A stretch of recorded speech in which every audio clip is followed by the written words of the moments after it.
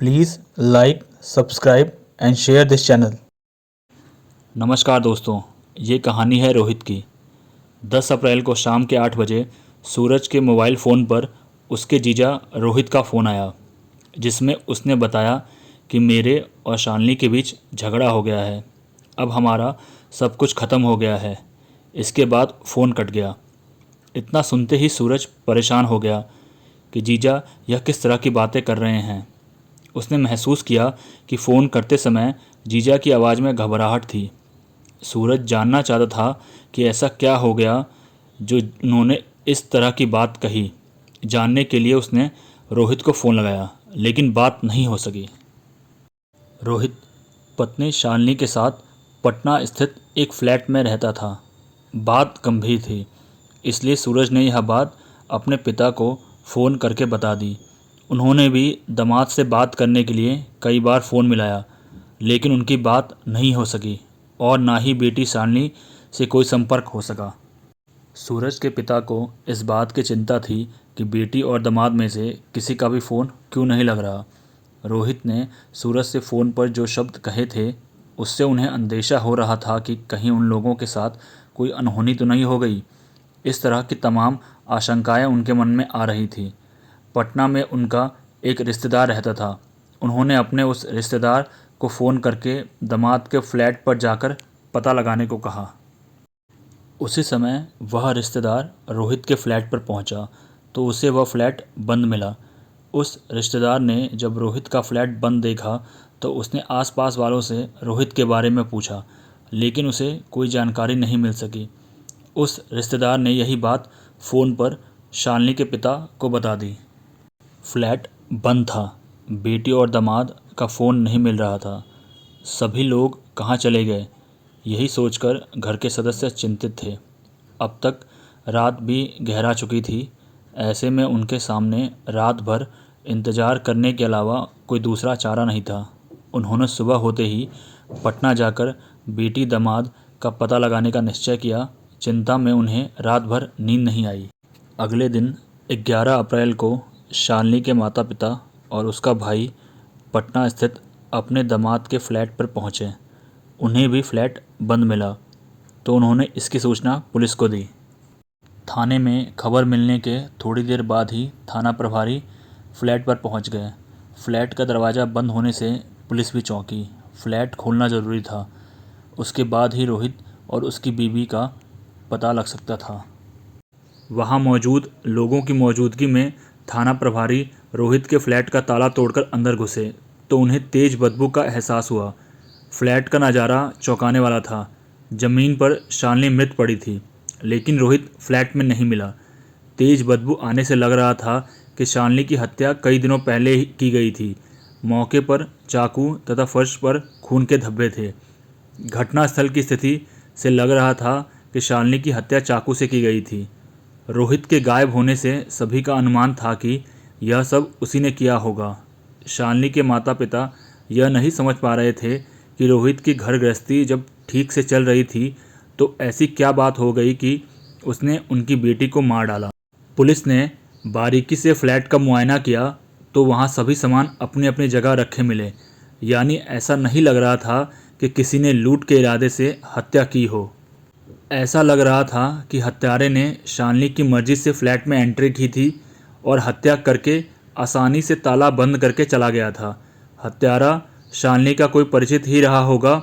चूंकि शालिनी का पति रोहित गायब था, इसलिए शालिनी के घर वालों को इस बात का शक था कि उसी ने हत्या की होगी। पुलिस ने मौके से ज़रूरी सबूत इकट्ठे करके लाश का पंचनामा करने के बाद पोस्टमार्टम के लिए भेज दिया। संदेह के आधार पर शालिनी के पति रोहित के खिलाफ हत्या का केस दर्ज करके पुलिस ने आवश्यक कार्रवाई शुरू कर दी। रोहित की शादी सन 2010 में शालिनी से हुई थी। रोहित पटना स्थित इंश्योरेंस कंपनी में एडवाइज़र था। शालिनी और रोहित की गृहस्थी हंसी खुशी से बीत रही थी। रोहित ने पटना में एक फ्लैट किराए पर ले रखा था। वहीं पर वह पत्नी के साथ रहता था। शालिनी हाउसवाइफ थी। पति के ड्यूटी पर जाने के बाद घर पर रहती थी। पुलिस रोहित की तलाश में जुट गई। वह इंश्योरेंस कंपनी में नौकरी करता था। वहां जाकर पुलिस ने पता किया तो जानकारी मिली कि 7 अप्रैल को रोहित ने तबीयत खराब होने की बात कहकर ऑफिस आने से मना कर दिया था। यानी वह 6 अप्रैल तक ऑफिस आया था, उसके बाद नहीं आया था। शालिनी का शव देखकर लग रहा था कि हत्या 3-4 दिन पहले की गई थी। कई दिनों से रोहित के ऑफिस ना पहुंचने पर पुलिस का शक रोहित की तरफ और बढ़ गया। पुलिस मानकर चल रही थी कि हत्या करने के बाद वह फरार हो गया है। पुलिस ने उसके मोबाइल फ़ोन की कॉल डिटेल्स निकलवाई, शायद उससे उसके बारे में कोई सुराग मिल सके। पुलिस रोहित की सरगर्मी से तलाश कर रही थी कि रात 9 बजे पुलिस को खबर मिली कि पटना एक्सप्रेसवे पर एक कार में आग लगी है। सूचना मिलते ही स्थानीय पुलिस और फायर ब्रिगेड की गाड़ी मौके पर पहुंच गई। 1 घंटे की मशक्क़त के बाद कार में लगी आग बुझाई गई। पुलिस ने जांच की तो उस कार में एक आदमी जला हुआ मिला। उस कार की जांच की गई तो पता चला कि वह कार पटना निवासी रोहित की है। स्थानीय पुलिस ने यह जानकारी पटना थाना पुलिस को दी तो थाना प्रभारी रात में ही एक्सप्रेसवे पर पहुंच गए। लाश झुलस चुकी थी, इसलिए वह पहचानने में नहीं आ रही थी। जब कार रोहित की है तो इसमें जली लाश किसकी है, यह बात कोई समझ नहीं पा रहा था। कहीं ऐसा तो नहीं कि पत्नी की हत्या करने के बाद रोहित ने अपनी जीवन लीला ख़त्म कर ली। यह बात यकीन के साथ तब तक नहीं कही जा सकती थी जब तक कार में जली लाश की शिनाख्त ना हो जाए। थाना प्रभारी ने रोहित के घर वालों को बुलाया तो रोहित के भाई ने उसकी शिनाख्त अपने भाई के रूप में की। इसके बाद पुलिस ने वह लाश पोस्टमार्टम के लिए भेज दी और एक सैंपल डीएनए जांच के लिए प्रयोगशाला भेज दिया, जिससे पता चल सके कि लाश किसकी थी। पुलिस यह भी मानकर चल रही थी कि कहीं यह रोहित की कोई गहरी साजिश तो नहीं है, जिसमें उसने पत्नी की हत्या करने के बाद खुद को बचाने के लिए किसी और को बलि का बकरा बना दिया हो। रोहित को लेकर पुलिस असमंजस की स्थिति में आ गई। शालिनी की जो पोस्टमार्टम रिपोर्ट आई उसमें यह बताया गया था कि शालिनी की हत्या गला दबाकर की गई थी और हत्या 6 या 7 अप्रैल की रात को की गई थी। पटना के जिस फ्लैट में रोहित रहता था, पुलिस ने वहीं से जांच की शुरुआत की। पुलिस के पास रोहित के फ़ोन की कॉल डिटेल्स भी आ चुकी थी। कॉल डिटेल्स के अध्ययन से पता चला कि जिस रात शालिनी की हत्या की गई थी, रोहित के फ़ोन की लोकेशन उसके फ्लैट की ही थी। फ्लैट की लिफ्ट में लगे सीसीटीवी फुटेज से पता चला कि 6 अप्रैल के बाद शालिनी फ्लैट से बाहर नहीं निकली थी। शाम के समय रोहित को फ्लैट में ज़रूर जाते देखा गया था। इसका मतलब 6 अप्रैल की शाम को रोहित फ्लैट में आया था। उस समय वह अपने ऑफिस से आया था। रोहित के ऑफिस से पता चला कि 6 अप्रैल को ड्यूटी करने के बाद वह वहां से 6 बजे निकला था। ऑफिस से वह शाम 7 बजे के करीब अपने फ्लैट पर पहुंचा था। 7 अप्रैल को रोहित ड्यूटी पर नहीं गया था। उसने फ़ोन करके बता दिया था कि उसकी तबीयत खराब है। 6 अप्रैल की शाम को अपने फ्लैट में घुसा नितिन 10 अप्रैल को सुबह 8 बजे के करीब बाहर निकला था। यानी 6-7 अप्रैल की रात को पत्नी की हत्या करने के बाद वह 10 अप्रैल तक लाश के साथ फ्लैट में ही रहा।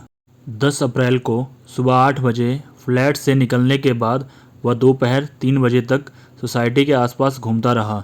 उसी दिन शाम 7 बजे वह सीढ़ियों के रास्ते फ्लैट में पहुंचा। 8 बजे के करीब उसने अपने साले सूरज को फ़ोन करके कहा कि मेरा और शालिनी का झगड़ा हो गया है, अब हमारा सब कुछ ख़त्म हो गया है। साले को फ़ोन करने के 25 मिनट बाद रोहित लिफ्ट के ज़रिए बिल्डिंग से बाहर निकला। यह सारी जानकारी उसके फ़ोन की लोकेशन की जांच के बाद मिली। इसके 1 घंटे बाद 10 बजे पटना एक्सप्रेसवे पर उसकी कार के जलने की खबर मिली।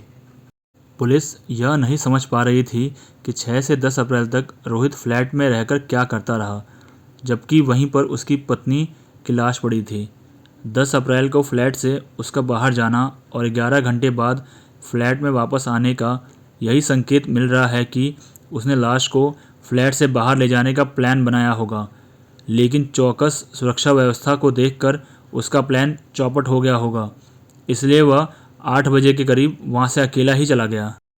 रोहित के भाई ने भले ही जली हुई कार में मिली लाश की शिनाख्त रोहित के रूप में कर दी थी, लेकिन पुलिस को अभी भी संदेह है। तभी तो पुलिस ने डीएनए जांच के लिए सैंपल भिजवाए हैं। डीएनए जांच में इस बात की पुष्टि हो जाती है कि कार में मिली लाश रोहित की थी, तो यह स्पष्ट हो गया कि पत्नी की हत्या करने के बाद रोहित ने भी सुसाइड कर लिया है। Thanks for watching.